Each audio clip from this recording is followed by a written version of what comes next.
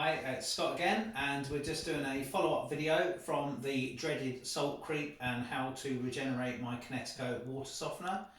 So the reason why you may want to regenerate your water softener is after you've experienced salt bridging, which can be the worst effect coming from the salt crystallization, or from the previous video, the dreaded salt creep.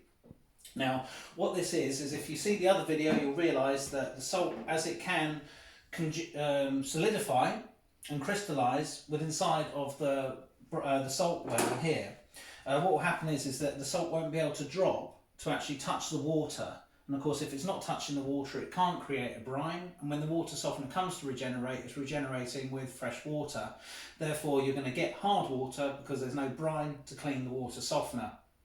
So what you need to do is ideally remove the salt blocks. But I appreciate they are and can be very hard to remove, particularly if they're a little bit further down and you're trying to pull a hold of this and it's not coming away. Now this can be quite a messy process, so be pre-warned on that one. So in an ideal world, you would call it just in time to be able to jiggle them up, give them a wiggle, and then be able to pull the blocks out. Now if you're not able to do that, we can get some warm water and pour a very small amount just around the sides, as you can go there, and then hopefully that will dissolve the build-up of salt just enough.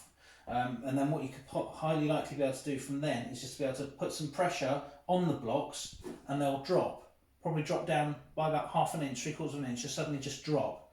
And then from there, hopefully you've cracked it. But you need to keep an eye on it from then and let the salt run down as much as it possibly can. And then you'll be able to get in there and give it a very good clean.